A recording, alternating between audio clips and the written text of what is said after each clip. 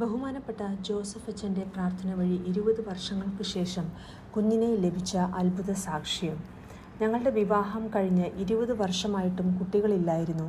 വിവാഹം കഴിഞ്ഞ് പിറ്റേ വർഷം ഒരു ആൺകുഞ്ഞിനെ പ്രസവിച്ചെങ്കിലും മരിച്ചാണ് പ്രസവിച്ചത്.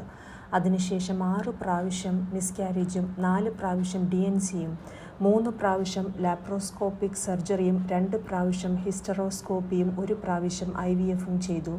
പക്ഷേ റിസൾട്ട് 0 ആയിരുന്നു. ഞങ്ങളുടെ കയ്യിൽ 22 ഡോക്ടേഴ്സിൻ്റെ ഫയലുണ്ട്. ഞങ്ങൾ കൃപാസനത്തിൽ വന്ന് ഉടമ്പടിയെടുത്ത് വെഞ്ചരിച്ച നേർച്ച വസ്തുക്കൾ ഉപയോഗിച്ച് പ്രാർത്ഥിക്കുകയും ഉടമ്പടി പുതുക്കി ബഹുമാനപ്പെട്ട ജോസഫ് അച്ഛനെ കണ്ടപ്പോൾ അച്ഛൻ കാശുരൂപം തന്നിട്ട് നിങ്ങൾക്ക് നിങ്ങളുടെ രക്തത്തിൽ പിറന്ന കുഞ്ഞ് ജനിക്കുമെന്ന് പറഞ്ഞു. 11 മാസത്തിന് ശേഷം ജപമാല റാലിയിൽ പങ്കെടുക്കുവാൻ വരുമ്പോൾ ഞാൻ പ്രഗ്നൻ്റ് ആയിരുന്നു. ആരോഗ്യമുള്ള ഒരു ആൺകുഞ്ഞിനെ നൽകി പരിശുദ്ധ അമ്മ അനുഗ്രഹിച്ചു.